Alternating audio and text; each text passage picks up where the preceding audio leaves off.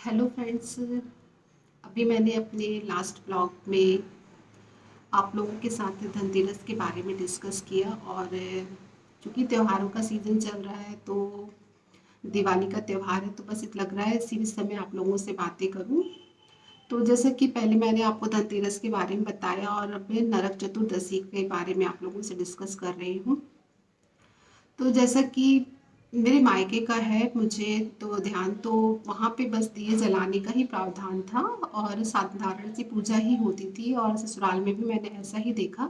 But ऐसा होता है ना कि एक टाइम के बाद अब लोग चीज़ों को समझने की कोशिश करते हैं और करना भी चाहिए। एक एज के बाद आध्यात्मिक पक्ष में हम सबकी रुचि बढ़ती भी जाती है। तो बस इस दिन के बारे में भी हम लोगों ने थोड़ा सा स्टडी की, बातचीत की। तो इस सार पे पहुँचे कि नरक चतुर्दशी का क्या महत्व है, ये क्यों मनाया जाता है पर्व। तो जो नरक चतुर्दशी है ये धनतेरस के दूसरे दिन मनाई जाती है और आज के दिन भगवान यम की और भगवान श्री कृष्ण की पूजा की जाती है। कहा जाता है कि आज के दिन श्री कृष्ण भगवान ने जो नरकासुर दुराचारी राक्षस था उसका वध किया था और उसकी बंदी गृह से 16,100 कन्याओं को उसने अपने बंदी गृह में उस राक्षस ने कैद करके रखा था। तो श्री कृष्ण भगवान ने उनको वहां से मुक्त करके सम्मान प्रदान किया था। तो बस इसी कारण इस दिन का विशेष महत्व है और ऐसा कहा जाता है कि अगर आज के दिन तिल और तेल से स्नान किया जाए तो नरक से मुक्ति मिलती है। तो बस इसलिए इस दिन का विशेष प्रावधान है। आज के दिन 5 दिए जलाने का विशेष महत्व है। तो कहते हैं कि आज के दिन 5 दिए जलाना चाहिए। एक दिया पूजा घर में, एक दिया रसोई घर में, एक दिया पीने के पानी के पास, चौथा मुख द्वार में और पांचवा पीपल के वृक्ष के पास रखना चाहिए।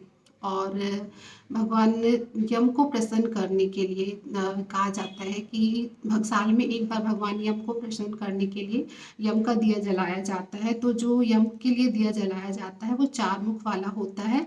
कहते हैं कि साल में एक बार उनके नाम से दिया जलाने से उनकी कृपा बनी रहती है, परिवार पे कोई बुरी शक्तियाँ असर नहीं डालती हैं। तो ऐसी मान्यताएं हैं और जो मान्यताएं हैं, लोक मान्यताएं हैं, मैं उन पे विश्वास करती हूँ। तो ये तो ऐसी कहानी हो गई।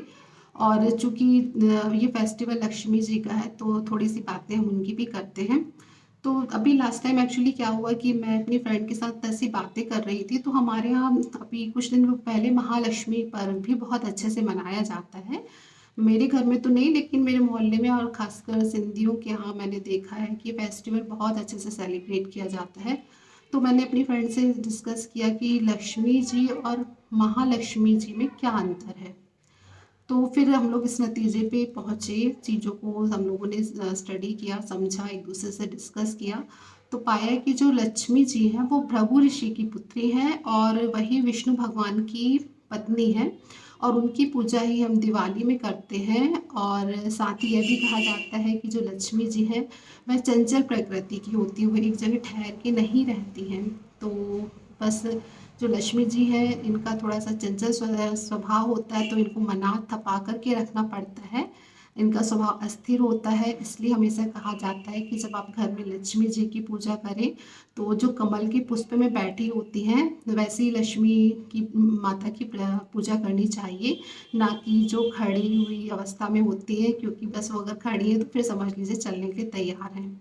और जो महालक्ष्मी है वो महादेव की शक्ति स्वरूपा महाशक्ति है। तो कहा जाता है कि समुद्र मंथन के समय महालक्ष्मी प्रकट हुई थी और इनका जो वाहन है वो सफ़ेद हाथी है और इनके जो हाथ में क्या कहते हैं कलश था, धन से भरा हुआ कलश था जिससे वह ऐश्वर्य और समृद्धि की और धन की वर्षा करती हैं। तो यह है छोटा, एक छोटा नहीं बहुत बड़ा अंतर है लक्ष्मी जी और महालक्ष्मी में। महालक्ष्मी जी में तो ये जो महालक्ष्मी जी हैं इनका स्वभाव स्थिर प्रकृति का होता है। अगर आप इनकी उपासना करते हैं तो आपके पास स्थायी रूप से संपत्ति रहेगी, बैंक बैलेंस रहेगा, ऐसा मैंने पढ़ा है। और शास्त्र सम्मत बातें हैं तो वो गलत तो होंगी ही नहीं। और लोग इतने अच्छे से सब चीज़ें पूजा उपासना करते हैं, तो जितना मुझे पता चला मैंने आप लोगों के साथ शेयर किया।